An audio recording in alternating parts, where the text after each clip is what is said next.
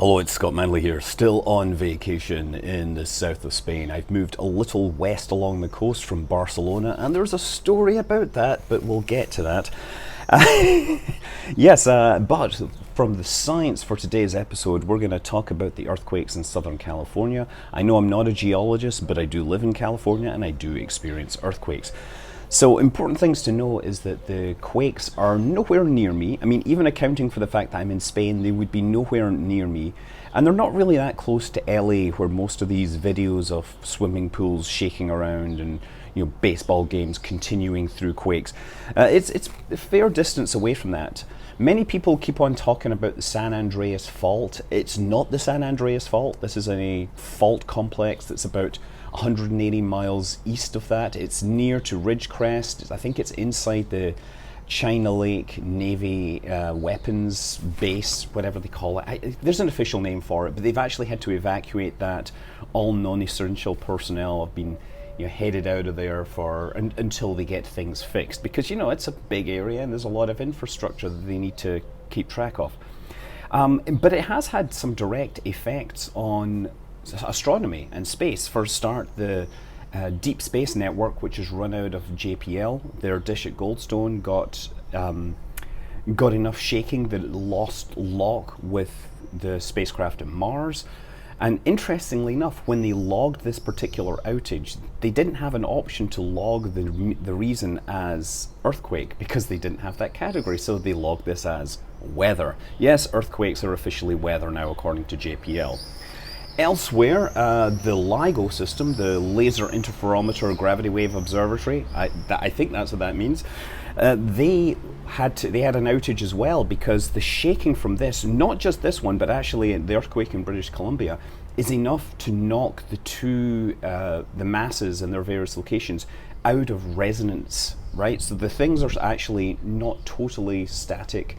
They have to obviously move to accept the changes due to space-time, the wobbles in space-time, but they actually wobble back and forth at a resonant frequency, and they're supposed to stay in sync across both locations so they can minimize that.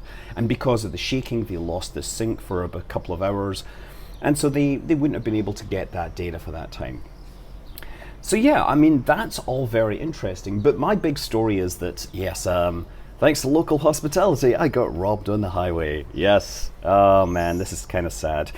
So from now on, I don't have my laptop with me, which means I can't actually edit videos except for on my phone. So this is going to be a fun one. It also means I can't log into YouTube to put up, use features like the end plates or anything like that. So this is going to be some pretty lo-fi production until I get back to California. I'll be able to replace all that stuff, but it's pretty hilarious. Yeah, stopped at a rest stop on the highway, got some lunch, drive off. Oh wait, there's air coming out of our tires. Get pulled over by some guy that's like, "Oh, we'll help you." It's like, I don't think you're going to help me. I really don't trust you. And sure enough, managed to make off with one of my backpacks. It did fall open, which is good because it dropped a whole bunch of random stuff all over the road. But yeah, made off with a laptop and a camera, and I'm most sad because the hardware I can replace, but it included tags from SpaceX, which I was really quite proud of. I'm sorry, it happened, but I got to say thanks to Armand, who's a local follower on social media, who just came to me in my time of need and acted as a translator. Helped me work with the local police to get this all reported, because I have to report it for insurance purposes regardless of the zero chance that it ever be recovered.